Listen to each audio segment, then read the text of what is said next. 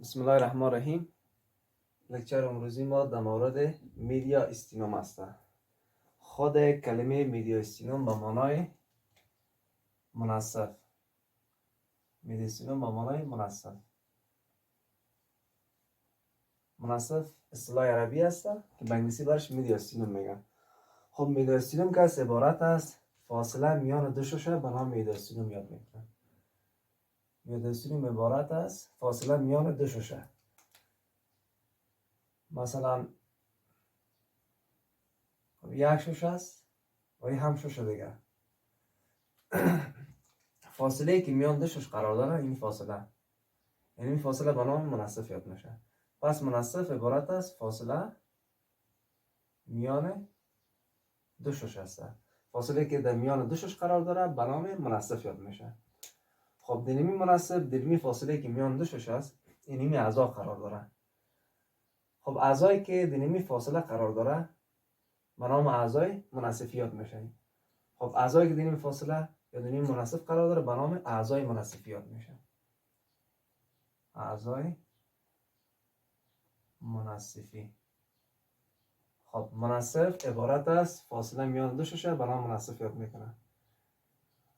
خب اعضایی که در منصف هسته، خب تمامی اعضا رو اول ذکر میکنیم، بعد از او منصف هم تقسیمات میشه با منصف علوی و سفلی. خب اولین عضوی که ما میبینیم در منصف عبارت است غده تایمس است. رنگ سبز ما عبارت است غده تایمس که مرام تایمس گلند یادش میکنن. تایمس گلند. خب یک غده است. خب یک کم در مورد غده تایمس معلومات میدیم که غده تایمس رولش چی است. خب این تایمس گلند است. خب غده تایمس رول از این است که ما یک نوع حجره دفاعی داریم که به نام لمفوسایت یاد میشه. لمفوسایت. لمفوسایت از جمله حجرات دفاعی بدن هستند. از جمله حجرات دفاعی بدن هستند. ما در حجرات دفاعی بدن تعداد زیاد از حجرات شامل است که شامل ماکروفاژ است، شامل نتروفیل است، بازوفیل است، ایزونوفیل است. از جمله حجرات دفاعی بدن که لمفوسایت است. از نگاه شکل این شکل لمفوسایت است. در وسط خود یک هسته بزرگ داره. خب لمفوسایت هم دو رقم است. ما لمفوسایت تی داریم، لمفوسایت بی داریم. لمفوسایت هم دو رو است. خب لمفوسایت بی که است یه انتیبادی تولید میکنه. لمفوسایت تی که است از طریق تولید انزایم میکروب از بین میبره. خب فعلا این موضوع با ما مطرح نیست. فعلا گپ مهم است که وظیفه غده تایمس چی است. غده تایمس اینمی لمفوسایت های نوع تی را اینمی غده تایمس که است این مچور میشه. مچور به معنای پخته. لمفوسایت های تی در داخل غده تایمس بعد از اینکه تولید میشه توسط بون میرو یا مغز استخوان این داخل غده تایمس میشه و داخل غده تایمس که است لمفوسایت تی پخته میشه. خب زمانی که لمفوسایت تی پخته شد بعد از او خارج میشه. وقتی که پخته میشه وظیفوی میشه. وقتی که وظیفوی شد بالاخره ای خارج میشه. خب پس غده تایمس در مچور شدن یا پخته شدن لمفوسایت تی رول داره. خب ما گفتیم دو نوع لمفوسایت تی از بی هستن. لمفوسایت تی که از غده تایمس پخته میشه وظیفه‌ای میشه و بالاخره خارج میشه. خب بخاطر از اینکه موضوع یادتان نره غده تایمس هم به حرف تی میه حرف اولش و لمفوسایت تی هم حرف تی داره. پس لمفوسایت تی که از غده تایمس پخته میشه. خب این غده تایمس شد. خب بهم دیگه اعضایی که در این فاصله شامل است دیگه قلب است. هارت. خب این قلب است. هارت است. هارت به معنای قلب، اصطلاح لاتینیش کاردیاک است. خب قلب هم از جمله اعضای منصفی است که همراه قلب دو واحد بزرگ وصل میشه که در مورد از این ما صحبت کردیم. یکی سوپیریور وینا کاوا است، واحد بزرگ علوی است و دیگه انفیریور وینا کاوا. انفیریور وینا کاوا واحد بزرگ سفلی هست. یعنی دو واحد بزرگ علوی، واحد بزرگ علوی و ورید بزرگ سفلی. ورید بزرگ سفلی همراه قلب واصل میشن. خب ورید بزرگ علوی که است خون اطراف علوی را که عبارت از سر و دست است، خون ناپاک که تشکیل میشه که عبارت از کربن دی اکساید است. در قسمت سر، در قسمت دستا و در قسمت استانه این خون ناپاک از جمع میشه توسط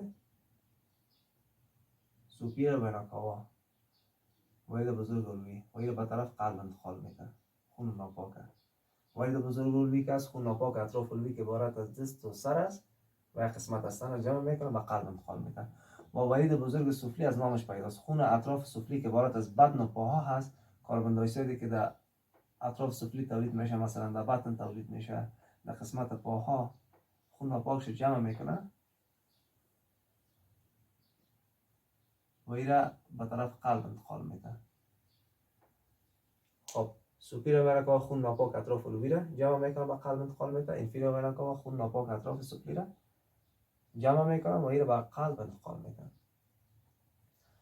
خب پس سوپیر وینا و انفیریر وینا اینا هم در جمع اعضای مناسب شامل میشن. پس اعضای مناسفی خودی تایماس شد، قلب شد و دو ورید بزرگ قلب سوپیر وینا و انفیریر وینا از جمله اعضای مناسفی هستند.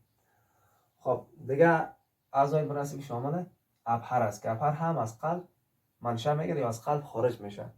ما یک شریان داریم که برام ابهر یاد میشه، اینجا براتون ذکر میکنیم. خب این خود قلب است، از قلب یک شریان بزرگ خارج میشه که به نام آورتا یاد میشه. نام شریان است آورتا. خب آورتا به معنای ابهر. بزرگترین شریان در بدن اینمی شریان ابهر است.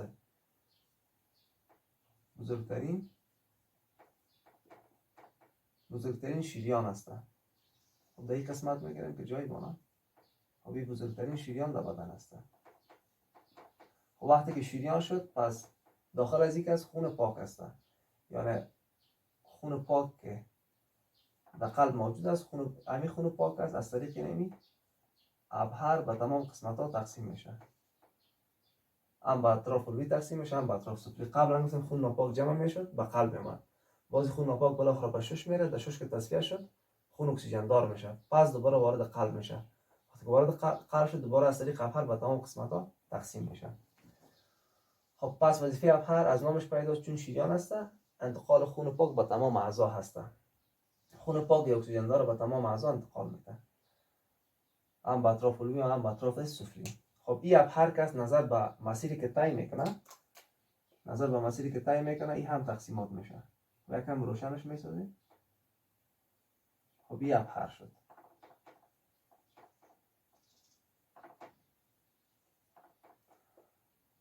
خب ابهر هم تقسیمات میشه نظر به مسیری که طی میکنه. خب اون قسمت از ابهر که از قلب منشأ میگیره به طرف بالا میره، این به نام ascending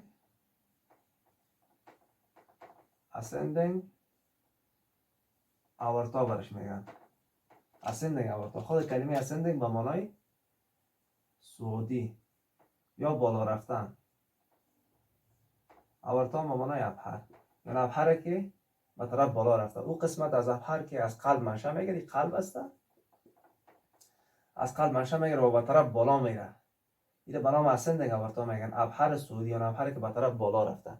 باز وقتی ابهر به طرف بالا میره باز به شکل قوس دور میخوره، شکل قوس به خود میگیره، به این شکل قوس به خود میگیره. خب همین قسمتی که به قوس تبدیل میشه بازی به نام aortic arc یادش میکنن. aortic arc. خود کلمه arc به معنای قوس معنا میده. aortic هم ابهر، قوس ابهر. خب اول ascending آورتا است، ابهر صعودی است، باز قوس ابهر است و بالاخره ابهر دوباره به طرف پایین مسیرش میشه، یعنی داخل بطن میشه. یکی دوباره پس به طرف پایین میاد، یعنی این قسمت باز به نام descending آورتا یاد میکنه. descending آورتا. خب آورتا ابهر شد، descending هم به معنای نزولی. یا ابهر که دوباره پس نزول کرد، یعنی نیمی ابهر که از باز تقسیمات میشه. او قسمت از ابهر که از قلب منشأ میگیره و این به طرف بالا میره به نام ascending aortoid میشه.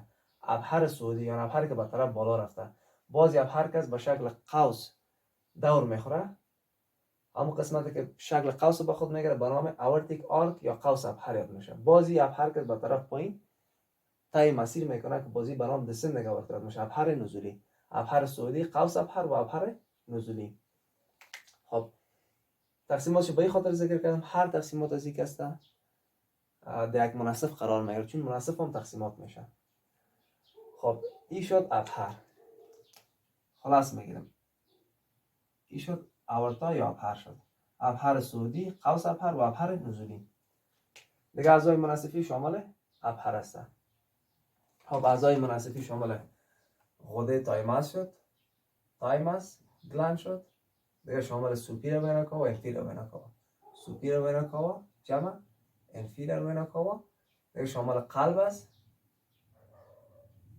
شامل قلب و جمع ابهر.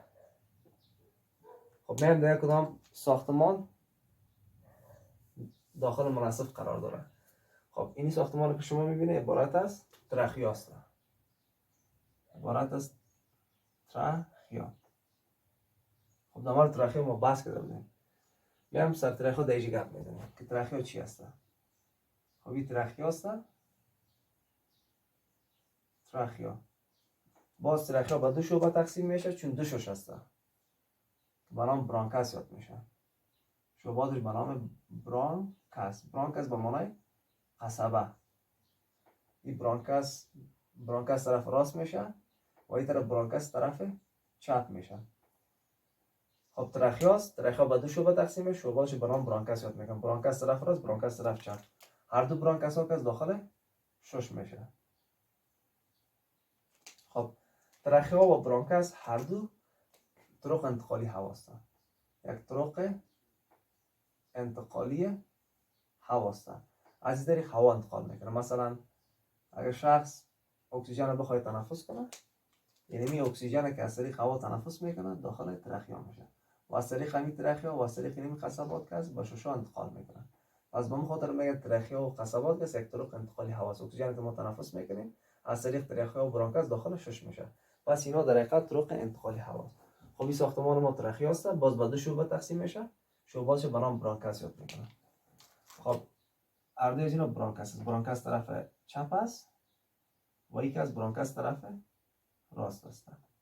خب دیگه اعضایی که در داخل مناسب شامل است طرق انتقالی هوا عبارت از تراخیا است و برانکاس است. اعضایی که در داخل مناسب شامل است عبارت از تراخیا شد جمع برانکاس ها، هم برانکاس راست و هم برانکاس چپ. خب این ساختمان که شما میبینید که همراه معده وصل شده. خب این معده است. این عبارت از میری هست. عبارت از میری یا ایزوفاگس. ایزوفاگس یا میری. خب میری هم از جمله اعضای مناسفی است که این فاصله بین دو شش قرار داره. پس دیگه اعضای مناسفی عبارت از میری هستند. خب میری برخلاف تراخیا و قصبات که اینا یک طرق انتقالی هوا بودن، ایزوفاگس یا میری یک طرق انتقالی مواد غذایی است. غذا از طریق ایزوفاگس یا از طریق میری انتقال میکنه به معده. پس میری که یک طرق انتقالی مواد غذایی است. طرق انتقالی مواد غذایی هستند. تراخیا و قصبات طرق انتقالی هوا بود. میری که یک طرق انتقالی مواد غذایی است. غذا از طریق انتقال میکنه به معده. خب میری هم شامل اعضای مناسفی است. خب دیگه ساختمانی که در اعضای مناسف قرار داره دو عصب هستند. خب اینی ساختمان که شما میبینی رنگ سیاه عبارت از برین است. برین به معنای دماغ.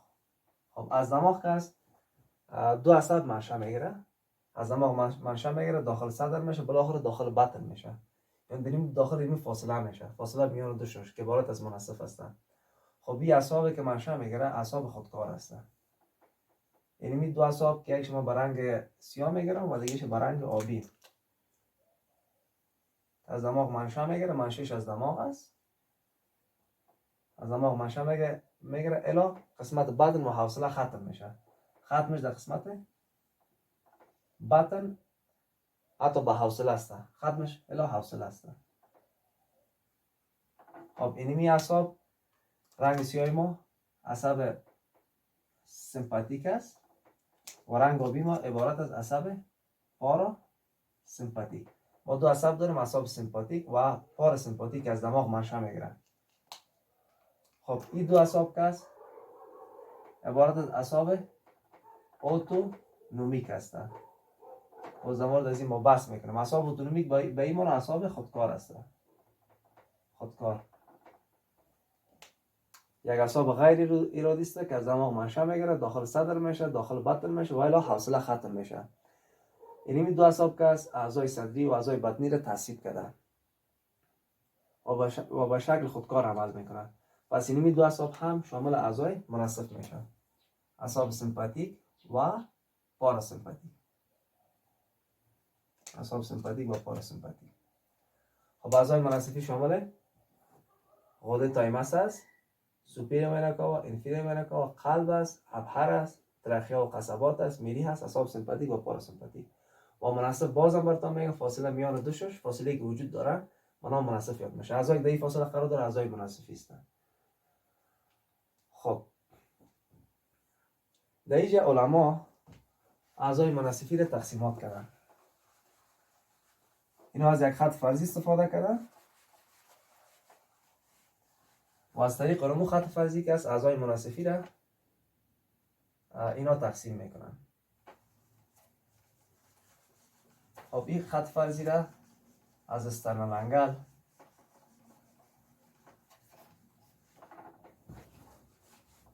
خب این استخوان استرنوم است. چیزی که شما در رسم میبینید استخوان استرنوم است. خب در مورد استخوان استرنوم ما بحث کرده بودیم. استخوانی است که در قدام قفس صدری قرار داره. قسمت قدامی قفس صدری را میسازه که به نام استخوان استرنوم یاد میشه. از جمله استخوان‌های هموار است.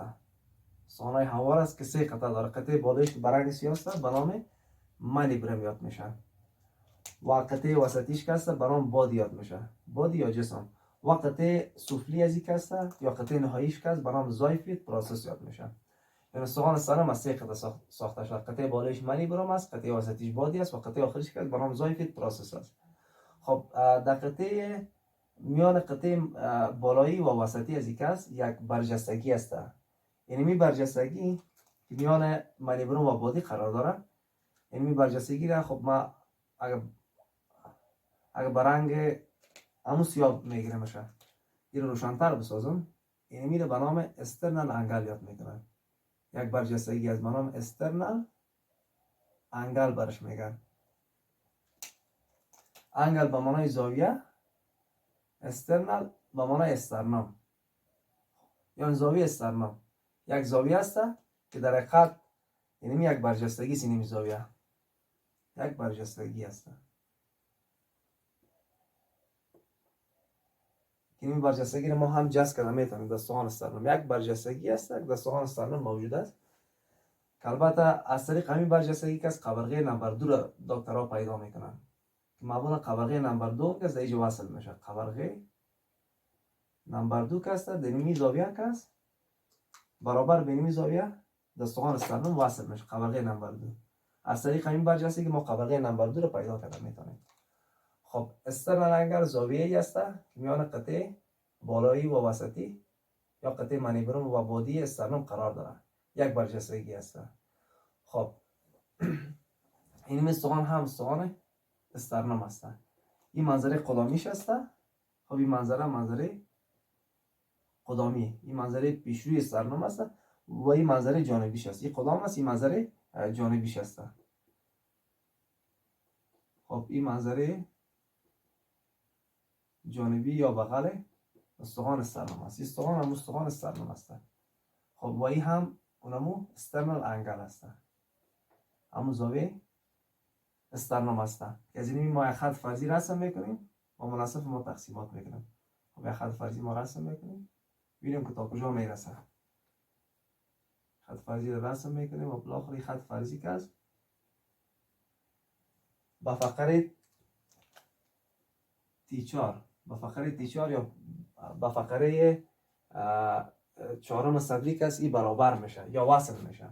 با فقره تی4 وصل میشه یا برابر میشه. برابر با فقره تی4 میشه. برابر با فقره تی4.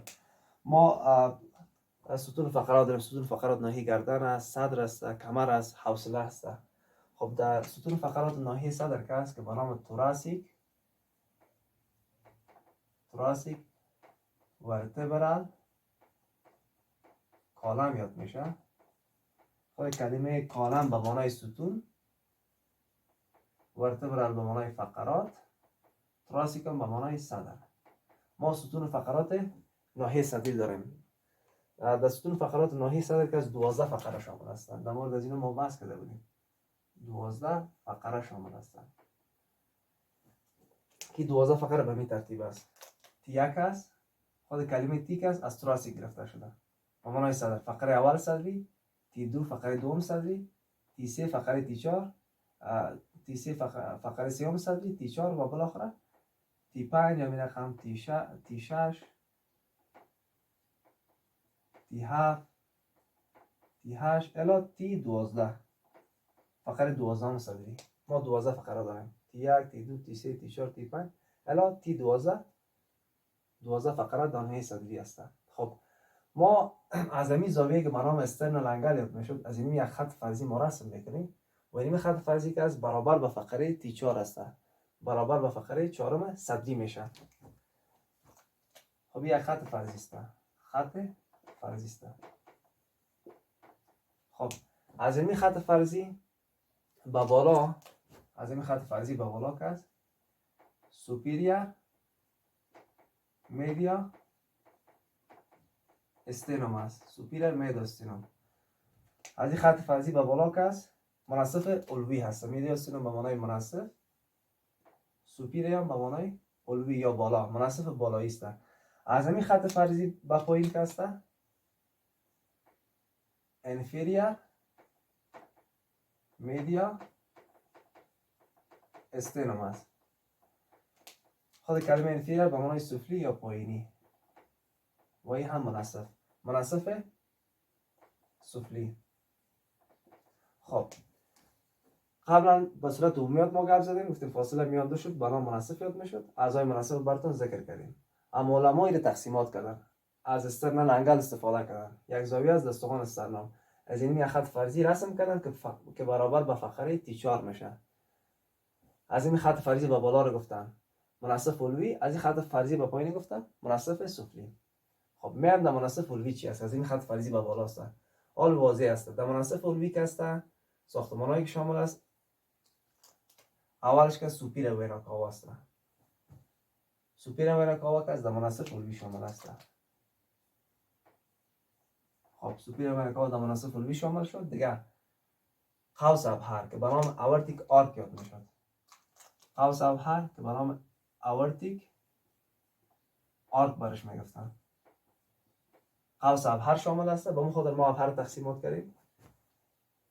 در منصف علوی دیگه قوس ابهر شامل است. سوپیر ویراکاوا شد. دیگه قوس ابهر شد. خب اسندینگ اورتا و دسندینگ اورتا ابهر صعودی و نزولی که است اینا در منصف سفلی شامل هستند. قوس ابهر که به طرف بالا امتداد پیدا میکنه این در منصف علوی شامل است. از این خط فرضی به بالا است. خب دیگه از ساختمانی که در منصف علوی شامل است عبارت است ترخیا است.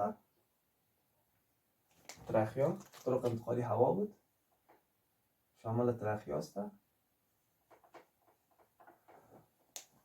خب دیگه در منصف علوی که است میری شامل است.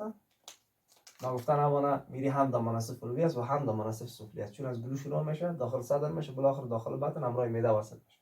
این در هر دو منصف شامل است.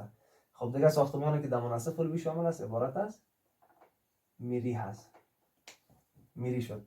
و همچنان در منصف علوی که است اینمی اعصاب سمپاتیک و پاراسمپاتیک که اعصاب سمپاتیک از دماغ ماشه میگیره داخل صدر میشه و بالاخره داخل بطن میشه.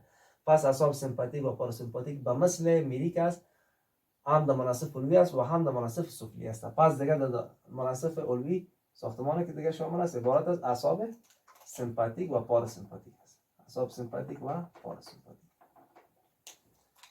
خب اعضایی که در مناصف علوی شامل است یا در فاصله بالایی عبارت از سوپیر وینا کاوا است، تراخیا است، قوس ابهر است، میری هست و همچنین اعصاب سمپاتیک و پاراسمپاتیک شامل هستند. این اعضای مناصف علوی شد. خب اعضای مناصف سفلی یا انفیریر میدیستینوم که شامل باقی مانده است. شامل انفیریر وینا کاوا است، قسمی که شما در رسم میبینید. انفیریر وینا کاوا است، قلب است، اسندینگ اورتا است. قوسش که از مناصف علوی شامل است، باز دسندینگش که از در مناصف سفلی شامل است و باقی مانده قسمت‌های میری و باقی مانده اعصاب سمپاتیک و پاراسمپاتیک. اما علما باز مناصف سفلی را تقسیمات کردن. مناصف علوی ساده بود.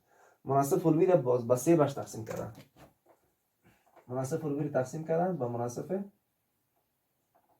مناصف سفلی انتیریا به معنای قدامی پیشرو و مناصف سفلی مدل وسطی تقسیمش کردن، مدل به معنای وسطی، و مناصف سفلی پوستیریا به معنای خلفی. یعنی مناصف سفلی را علما باز هم تقسیمات کردن، مناصف سفلی قدامی، مناصف سفلی وسطی، مناصف سفلی خلفی تقسیم کردن.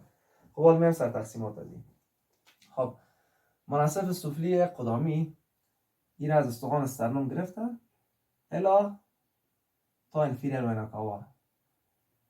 این گفتن مناصف سفلی انتیریر قدامی برش گفتن. قدامی. خب قدامی که از استخوان استرنوم الا انفیریر وینا کاوا، این مناصف قدامی شد. خب اگه ما یک خط فرضی اگه ما بگیریم و میره برنگ سرخ ما میگیرم که واضح تر بیه به این شکل، این مناصف قدامی است. خط امتداد میتونیم واصل میکنیم به خط فرضی بالا. این مناصف قدامی شد، انتیریر شد، قدامی. باز مناصف وسطی است، مناصف سفلی وسطی که شامل انفیریر وینا کاوا از انفیریر وینا کاوا شروع است، ختمش الا به قلب است. از انفیریر وینا کاوا شروع است، ختمش به قلب است. این مناصف وسطی است. مدل وسطی، مناصف سفلی وسط شد. باقی مانده که است مناصف که باز برنگ سیاه میگیرم که مغالطه نشه، که از میری شروع میشه ختمش الا فقرات است. این دیگه مناصف پوستیریر میشه، خلفی، مناصف سفلی خلفی. خب وی را دوباره برنگ سبز میگیرم که غلط نشه. مناصف وسطی را برنگ سبز گرفتم. خب به بالا امتداد میتونم که واضح شد. خوبی وسطی شد، مدل شد. از برنگ سبز نفشش میکنم مدل یا وسطی. خب رنگ سبز ما خلاص است، روشنش میکنم. خب مناصف سفلی که است این علما تقسیم کرد با مناصف سفلی قدامی وسطی خلفی. خب این قدامش شد، قدامش از استرنوم شروع است، ختمش الا انفیریر وینا کاوا. وسطی که از انفیریر وینا کاوا شامل است الا ختم قلب است. و مناصف سفلی خلفی که است باقی ماندهش است که از میری شروع ختمش الا فقرات است. خب مناصف سفلی که از به می سه بخش تقسیم میشه، مناصف سفلی قدامی، وسطی، خلفی. خب میام در مناصف سفلی قدامی کدام ساختمان شامل است؟ واضح دیده میشه در مناصف سفلی قدامی که است غده تایمس شامل است. خب در این ساختمانی که شامل است عبارت است غده تایمس یا تایمس گلند. در مورد از ما صحبت کردیم غده تایمس چی بود. خب در مناصف سفلی قدامی که از غده تایمس شامل است. میام در مناصف سفلی وسطی در این که از قلب شامل است، شامل قلب است. دیگه شامل ascending aorta است، ابهر سعودی، ابهری که به طرف بالا میره، شامل ascending aorta است، ascending aorta ابهر سعودی است. قوس ابهر که از مناصف علوی است و دیگه شامل inferior vena cava است. inferior vena cava شامل مناصف سفلی وسط است. inferior vena cava inferior vena cava شامل مناصف سفلی وسطی شد، قلب شامل شد ascending aorta و دیگه برونکاس راست و چپ در مناسف وسطی شامل است. برونکاس است، هم برونکاس راست و هم برونکاس چپ. اما خود ترخیوکاس در مناسف علوی شامل است. وقتی با دو شعبه تقسیم میشه، همین شعباتش کس در مناسف سفلی وسطی قرار میگیره. پس برونکاسا که در مناسف سفلی وسط است و خود ترخیو در مناسف علوی قرار داره. خب مناسف سفلی کدامی که است؟ شامل غده تایمس است. تنها غده تایمس شامل است. در مناسف سفلی وسطی که شامل قلب است، انفیریور وینا کاواس، شامل اسندینگ آورتاس و برونکاسای راست و چپ است. خب در مناسف سفلی خلفی که است، شامل داخل، شامل میری هست. میری هم در مناسف علوی است و هم در سفلی است. در مناسف سفلی در بخش خلفیش است، در قسمت خلفیش. پس این شامل میری است و دیگه شامل میری شد و شامل دسندنگ آورتا ابهر نزولی، ابهر که به طرف پایین میاد. یا ابهر که به طرف پایین میاد، همین قسمت ابهر که در مناسف سفلی خلفی شامل است. دیگه دسندنگ آورتا شامل است و دیگه اعصاب سمپاتیک و پاراسمپاتیک که اینا در مناسف علوی هم بودن، در سفلی هم شامل هستند، اما در قسمت مناسف سفلی خلفی شامل است. اعصاب سمپاتیک و اعصاب پاراسمپاتیک در مناسف سفلی خلفی شامل هستند. خب در مناسف سفلی قدامی که از غده تایمس شامل است. در مناسف سفلی وسطی که از قلب شامل است، انفیریور وینا کاوا شامل است، اسندینگ آورتا و برونکاسا. و در مناسف سفلی خلفی که شامل میری هست، دسندینگ آورتا است و اعصاب سمپاتیک و پاراسمپاتیک در شامل میشه. این بود در مورد مناسف. باز هم گپ جمع میسازیم. مناسف عبارت از فاصله میان دو شش است که در این فاصله اعضای قرار داره، به نام اعضای مناسفیات میشه. اعضایش ما ذکر کردیم. تمام اعضا که است به نام اعضای مناسفیات میشه که در این فاصله قرار داره. بعضی رو علما تقسیم کردن. یا خط فرضی از استرن انگل یا زاویه استرنم رسم کردن که برابر فقره تیچار میشد. از این خط به بالا هم گفتن سوپیر میداشتیم، مناسف علوی برای گفتن. از این خط به پایین گفتن انفیریور میداشتیم، مناسف سفلی گفتن. خب در مناسف علوی که است شامل سوپیر وینا کاوا است، شامل قوس ابهر است، شامل ترخیه است، شامل میری هست و شامل اعصاب سمپاتیک و پاراسمپاتیک است. خب در مناسف سفلی که است این ساختمان شامل هستند. اما مناسف سفلی رو علما هم تقسیم کردن. مناسف سفلی قدامی، وسطی و خلفی تقسیم کردن. در مناسف سفلی قدامی که از تایمس شامل است، در وسطی که از قلب بود، انفیریور وینا کاوا، اسندینگ آورتا و برونکاسا شامل است و در مناسف سفلی خلفی که شامل میری هست، دسندینگ آورتا و اعصاب سمپاتیک و پاراسمپاتیک هستند. خب این بود در مورد مناسف. خب با امید از اینکه چیزی یاد گرفته باشید تا درس بعدی. خدا نگهدار.